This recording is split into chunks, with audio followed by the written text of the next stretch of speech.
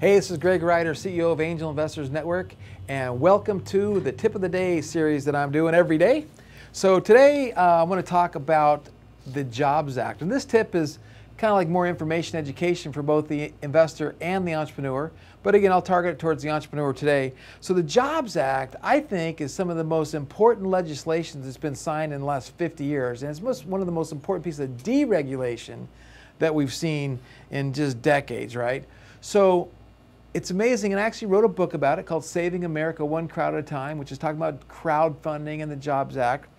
But here's a couple of things that I want to talk about that are applicable right now today that were a direct response or direct result of the Jobs Act. The first thing is the general solicitation ban has been lifted. So I think it was the Securities Act of 1934 or 33 or something like that, maybe 1940, somewhere a long time ago. They made it so you cannot advertise your private offering anywhere. Radio, TV, print, internet, you couldn't do it. Well, that has been lifted. Now you can advertise, and you can try to use various mediums to attract investors to your deal, with the caveat that you can only accept money from accredited investors.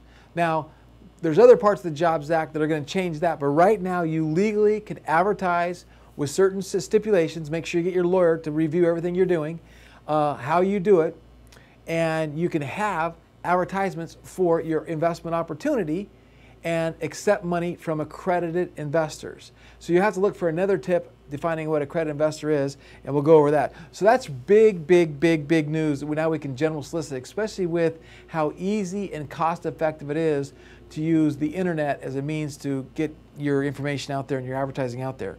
Secondly, there is a term called emerging growth companies, and up until now they had been recognized in different levels, but now an emerging growth company is recognized as a business with less than $1 billion in annual gross revenues. So that really broadens the scope of who can be included in that term of emerging growth companies. And the significance of that is the emerging growth companies have been relieved from all kinds of regulatory and disclosure requirements, and they just don't have to be in place for a number of years from a funding date. There's all kinds of different things, but the bottom line is it gets rid of all kinds of regulations that was laborious and costly that entrepreneurs in early stage startup companies had to deal with, and it was an issue. So that's pretty cool. Another big one is you don't have to declare yourself a public company until you go over 2,000 total shareholders. So the laws were that if you had a certain amount of shareholders, based on the shareholder base, you were deemed a public company, would have to start reporting and doing various things as a public company. Well, that's been raised to 2,000 shareholders. And out of that, you can have 500 non-accredited shareholders up to the $2,000 mark. So that's just fantastic news. You're going to want to talk to your attorney. You're going to want to get more information. You can Google this stuff, and it just comes up by the boatloads.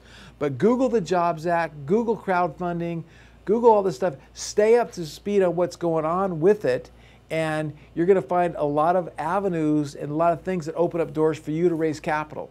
So in future tips, we'll go over other stuff relating to this that also can tie right into this. So this is Greg saying, I appreciate you. If you like this, share this video. Like the video, make a comment down below. We would really appreciate it. And if you're new to us, check out angelnetwork.com. We're all about helping entrepreneurs succeed, and we're all about giving investment opportunities and presenting investment opportunities to high net worth investors who understand the risks and the rewards of supporting startups, early stage entrepreneurs. So with that being said, do what I do, wake up every day with an attitude of gratitude, and tell somebody you love them.